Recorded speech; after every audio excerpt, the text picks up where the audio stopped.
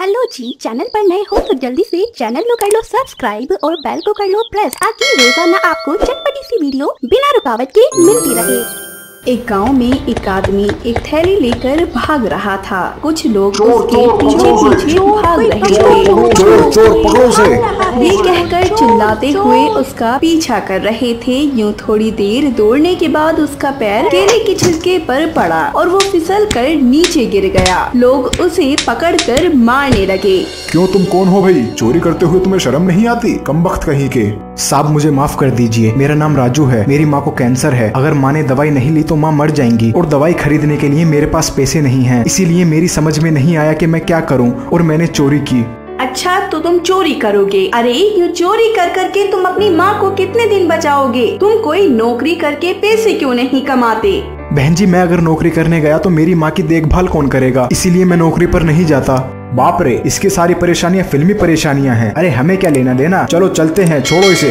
यूं फिर सब वहाँ से चले गए। घर पर माँ राजू से कहती है, बेटा तुम मेरी चिंता ना करो, तुम मुझे छोड़कर कहीं चले जाओ। कभी ना कभी तो मुझे मरना है ना बेटा। तुम तो देख ही रहे हो कि मुझे खटिया पकड़े हुए कितने साल हो गए हैं। माँ, दोबारा तुम इस तरह की बातें मत करो। जरा रुको, मैं चिड़ियों को दाने डाल कर आता हूँ। वो काफी देर से खाने के लिए चिल्ला रही हैं। इस तरह उसने पक्षियों के लिए दाने डाले। यूं हर रोज पक्षियों के लिए दाना डालना उसकी आदत थी। एक दिन एक पक्षी एक अंडे को अपने मुंह में दबोच कर आई। उस अंडे को पंछी से लेकर राजू उसे तोड़ने की कोशिश करने लगा, लेकिन बहुत कोशिश करने पर भी वो अंडा नहीं टूटा।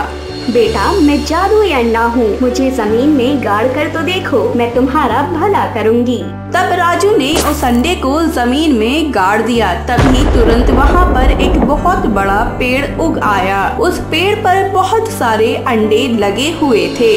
बेटा, अब मैं अंडे वाले पेड़ में बदल गई हूँ। हर रोज इस पेड़ पर अंडे लगते रहेंगे। तुम यहीं अपने घर के पास एक ऑमलेट का ठेला लगा लो। इस तरह तुम धंधा भी संभाल सकते हो और अपनी माँ की भी देखभाल कर सकते हो। और हाँ, एक और खास बात, ये अंडे सेहत के लिए बहुत अच्छे हैं। अगर तुमने हर रोज ये अंडे अपनी माँ को खिलाए तो तुम्हारी माँ की सेहत बहुत जल्द सुधर जाएगी। तब राजू ने पेड़ का शुक्रिया अदा किया। उसने तुरंत पेड़ से अंडे तोड़े। फिर उसने अपने घर के पास ही एक ऑमलेट का ठेला लगा लिया। लोग आकर ऑमलेट खाने लगे और उसकी खूब प्रशंसा करने लगे। इस तरह राजू ने बहुत पैसे कमाए। वो हर रोज अपनी माँ को ऑमलेट खिलाने लगा तो उसकी सेहत भी काफी जल्दी सुधर गई। ये देखकर राजू बहुत खुश हुआ। जैसे ही लोगों तक ये खबर पहुँची कि वो ऑमलेट लोगों की सेहत सुधार सकता है तो आसपास के गाँव वाले भी वो ऑमलेट खाने वहाँ आने लगे। कुछ ही दिनों में राजू ने अपने लिए बहुत बड़ा घर बनाया और उसकी माँ भी अब ठीक हो गई थी और राजू खुशी खुशी अपनी माँ के साथ रहने लगा। एक गांव में रमेश नाम का एक सब्जी वाला रहता था। वो आए दिन ठेली पर तरह तरह की सब्जी रखकर गलियों में फिरते हुए कहता था, आलू ले लो, बैंगन ले लो, टमाटर ले लो, ताजी ताजी सब्जियां ले लो। तो पुकारते हुए जाता था। औरतें ठेली को रोककर बहुत मोल भाव करती थीं। कभी कभी उनके मोल भाव करने से परेशान होकर रमेश उन्हें बिना मुनाफे के ही सब्जी बेचता था और शाम के समय बहुत उदास होकर घर लौट आता था। रमेश की मंजू नाम की पत्नी और राहुल नाम का बेटा था। एक बार मंजू रमेश से कहती है, आप बहुत मेहनत करके पूरा गाँव घूमते हैं मगर थोड़े पैसे भी नहीं मिलते। गरीब हो ये देखकर भी लोग तुम्हारे पास बहुत मोल भाव करते रहते हैं। अगर वही लोग सुपरमार्केट जाएं तो उसके डाले रेट में ही चुपचाप पैसे देकर खरीदते हैं। इसीलिए आप ये काम छोड़ दीजिए। ये काम बंद करके और क्या करूँ? मैं सिर्फ यही काम जानता हूँ, मैं दूसरे काम नहीं कर सकता। डैडी, तो फिर आप ऑनलाइन सुपरमार्केट खोल लीजिए। तुम पागल हो गए हो क्या? सुपरमार्केट खोलने के लिए लाखों रुपए खर्च होंगे, पता है क्या? अरे डैडी, आपको ऑनलाइन का मतलब पता नहीं है ना। आजकल के लोगों ने दुकान पर जाना बंद कर दिया है। उन्हें कुछ चाहिए तो अपने मोबाइल से सिर्फ एक बटन दबाते हैं, फिर दुकान वाले ही वो चीज घर उन तक ला कर दे रहे हैं। आजकल यही हो रहा है। इसीलिए हमें एक ऐप तैयार करवाने की जरूरत है बस। फिर हमें सब्जी के ऑर्डर्स मिलेंगे, तब आप जाकर उनके घरों में सब्जी सप्लाई कर दिया करो बस। उन्हें पहले ही ऑनलाइन में पैसे भरने पड़ते हैं ना, इसी वजह से आपके साथ कोई मोल भाव भी नहीं करेगा। ये आइडिया तो बहुत अच्छा है, मगर वो ऐप कौन तैयार करेगा? मेरे दोस्त के पिता सॉफ्टवेयर इंजीनियर हैं, मैं उनसे मदद के लिए पूछूंगा। ऐसे राहुल ने ऑनलाइन सब्जी नाम से एक ऐप को बनवाया। घर घर जाकर उस ऐप को डाउनलोड करवाया। गांव वालों ने उस ऐप को डाउनलोड किया। कुछ देर बाद उनका पहला ऑर्डर आया। डैडी, हमें फर्स्ट ऑर्डर मिला है। बगल वाली शीला आंटी को 2 किलो टमाटर, आधा किलो आलू चाहिए। उन्होंने पैसे भी भर दिए हैं, जाओ जाकर देकर आओ। रमेश उन सब्जियों को एक बैग में डालकर देने चला गया और उन्हें उनके घर में देकर आया। ऐसे उस दिन उसे 4-5 ऑर्डर्स मिले। सबको सब्जी देने के बाद रमेश राहुल से कहता है, ये कैसा अजूबा है, वही सब्जी वही मैं, मगर कोई भी मोल भाव नहीं कर रहा है और तोल कर भी नहीं देख रहे हैं। जो दे रहा हूँ वही ले रहे हैं। इसे ही ऑनलाइन का कमाल कहते हैं डैडी। तब से रमेश सब्जी खरीद कर घर के सामने रखने लगा। डिलीवरी बॉय को भी रख लिया। वो डिलीवरी बॉय शाम तक सब सब्जियों को सप्लाई कर देता था। इस वजह से रमेश को अच्छा मुनाफा मिलने लगा। ऐसे उनका ऑनलाइन सब्जी ऐप दूसरे गाँव में भी मशहूर हुआ। रमेश वहाँ एक लोकल टीम को रख कर सब्जी होम डिलीवरी करवाने लगा। रमेश करोड़पति बन गया। एक बार रमेश का दोस्त उससे मिलने आया। ये क्या भाई, इस गांव में रहकर इतने बड़े आदमी कैसे बने तुम? ये सब मेरे बेटे की समझदारी और ऑनलाइन का कमाल है। उसके बेटे के एक आइडिया की वजह से उन सब की जिंदगी बदल गई। अब वो सब खुशी खुशी रहने लगे।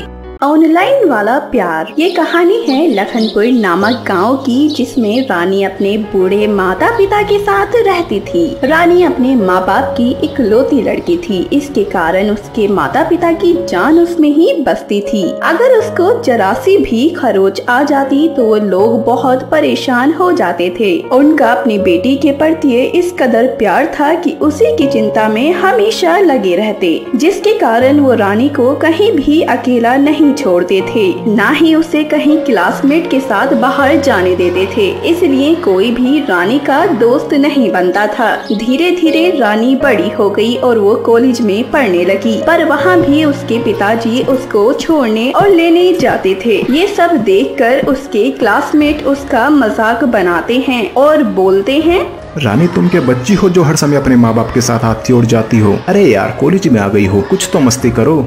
ऐसा कुछ नहीं है, मैं मौज मस्ती करती हूँ अपने माता पिता के साथ और वो लोग मेरी चिंता करते हैं, इसलिए ऐसा करते हैं। मुझे कोई दिक्कत नहीं इस चीज से, बल्कि मुझे अच्छा लगता है कि मुझे इतना प्यार करने वाले माता पिता मिले हैं। रानी की ये सब बात उसके कॉलेज के प्रोफेसर सुन लेते हैं, जिनकी हाल ही में वहाँ जॉब लगी थी, और वो रानी की अपने माता पिता के प्रति लगाव और सम्मान को देखकर उससे इम्प्रेस हो जाते हैं। फिर वो रानी की क्लास में पढ़ाने जाते हैं और ये देखकर और इम्प्रेस होते हैं कि रानी पढ़ने में भी बहुत होशियार थी और कहीं न कहीं उनके मन में रानी के लिए प्रेम भावना पैदा हो जाती है। पर अपने प्रोफेसर और स्टूडेंट के रिश्ते की वजह से उससे बात नहीं कर पाते, इसलिए वो रानी को फेसबुक के जरिए फ्रेंड रिक्वेस्ट भेजते हैं, पर अपनी प्रोफाइल से नहीं, दूसरी प्रोफाइल से। वो नहीं चाहते थे कि रानी को पता चले कि वो अपने प्रोफेसर से बात कर रही है। रानी उनकी फ्रेंड रिक्वेस्ट एक्सेप्ट कर लेती है और दोनों की बातें शुरू हो जाती हैं।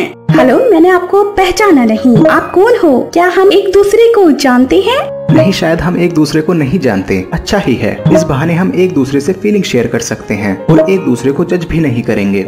नहीं, मैं अजनबी से बात नहीं करती। कभी कभी अजनबी ही लाइफ को जीने के अच्छे तौर तरीके सिखा देते हैं मैडम। रानी पहले तो प्रोफेसर से कम बात करती थी, पर धीरे धीरे उन दोनों में ज्यादा बातें होने लगी और रानी का आज तक कोई अच्छा दोस्त भी नहीं बना था। सिर्फ अपने माता पिता से ही बात करती थी, पर कभी कभी दोस्त की कमी भी उसे महसूस होती थी। इसी कारण वो प्रोफेसर से दोस्ती कर लेती है और दोनों की कॉल पर बातें भी होने लगी। प्रोफेसर भी रानी को और चाहने लगा और उससे प्यार भी करने लगा। कहीं न कहीं रानी भी उसे पसंद करने लगी थी। फिर एक दिन रानी उसको कॉल करती है और कहती है, यार, हम दोनों को इतना टाइम हो गया बात करते हुए, अभी तक मैंने आपसे आपका नाम ही नहीं पूछा। सोचा था कि क्या जरूरत है पूछने की, पर मुझे अब जानना है और तुमसे मिलना भी है। सॉरी, ना ही मैं तुम्हें अपना नाम बता सकता हूँ और ना ही तुमसे मिल सकता हूँ। नहीं, आपको मुझसे मिलना ही होगा। अगर आप मुझे थोड़ा भी पसंद करते हो तो आप कल मुझे मिलने आएंगे ना? ठीक है, मैं आ जाऊँगा। प्रोफेसर रानी की बात मान लेता है और अगली सुबह दोनों घर से निकल जाते हैं मिलने के लिए। रानी कैफे पहुंच जाती है और प्रोफेसर इससे पहले कुछ बोलता रानी उन्हें देखकर बोलती है, सर आप यहाँ कुछ काम था क्या? वो मुझे कुछ काम था यहाँ पर, वैसे तुम यहाँ कैसे? कुछ नहीं, बस एक फ्रेंड से मिलने आई थी। Someone special? नहीं सर, और मैं आपको क्या ही बताऊं, हमारा रिश्ता ही ऐसा है कि कुछ पर्सनल बात नहीं कर सकती मैं आपसे। चलो ठीक है। इतना कहकर प्रोफेसर वहाँ से बिना कुछ बोले चले जाता है और मन ही मन सोचता है, मैं रानी को सच नहीं बता सकता, कहीं सच बोलने से मैं उसको हमेशा के लिए खो न दूं। रानी प्रोफेसर को बहुत कॉल करती है पर वो फोन नहीं उठाता। रानी बहुत उदास हो जाती है। प्रोफेसर भी खुद को रानी से दूर नहीं कर पाता और उसे कॉल पर बात करता है। रानी मैं तुमसे और बात नहीं कर सकता। क्यों, क्या हुआ? मुझसे कोई गलती हो गई है? पर क्यों, क्या तुम मुझसे कुछ छुपा रहे हो?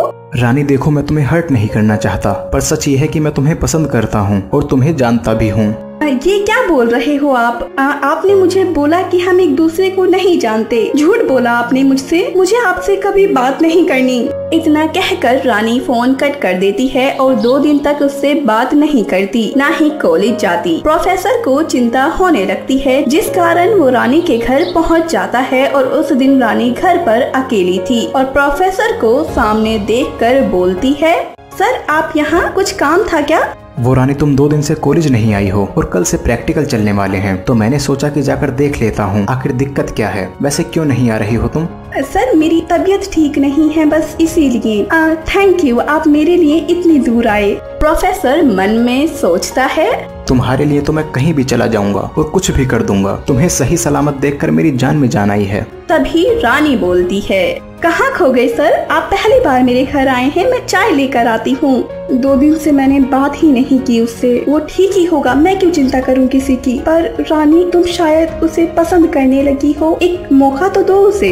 इतना कहकर रानी अपने ऑनलाइन फ्रेंड को कॉल कर देती है और ये प्रोफेसर का फोन बजने लगता है। रानी ये देखकर हैरान हो गई। वो जिस लड़के से ऑनलाइन बात करती थी और पसंद करने लगी वो और कोई नहीं उसके प्रोफेसर ही थे। रानी गुस्से से उन्हें बोलती है, ये सब क्या है सर? मुझे माफ कर दो रानी, जब पहली बार तुम्हें कॉलेज में देखा था तुम्हारे बड़ों के प्रति सम्मान को देखकर मैं तुम्हें पसंद करने लगा और हिम्मत नहीं थी कैसे बात करता तुमसे। हमारा रिश्ता प्रोफेसर स्टूडेंट का था, इसीलिए मैंने फेक प्रोफाइल से तुमसे बात करी और ऑनलाइन दोस्ती करी। रानी ये सब सुनकर सोच में पड़ जाती है और कहती है, सर आपने जो किया सही किया, क्योंकि अगर आप ऐसा नहीं करते तो शायद मैं आपसे कभी भी बात नहीं करती और फिर मुझे इतना साफ दिल और प्यार करने वाला इंसान कैसे मिलता।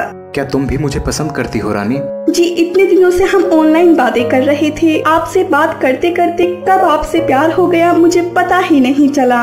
इतना कहकर रानी बेहद खुश हो जाती है और कुछ समय बाद दोनों शादी भी कर लेते हैं। जरूरी नहीं कि ऑनलाइन वाला प्यार गलत ही हो, कभी कभी हमें एक सच्चा और अच्छा जीवन साथी भी मिल जाता है, पर कभी कभी फ्रॉड भी मिलते हैं। इसलिए कुछ भी करने से पहले, किसी से भी ऑनलाइन बात करने से पहले 1000 बार सोचें, कहीं आपका ऑनलाइन वाला प्यार आपको धोखा तो नहीं दे रहा।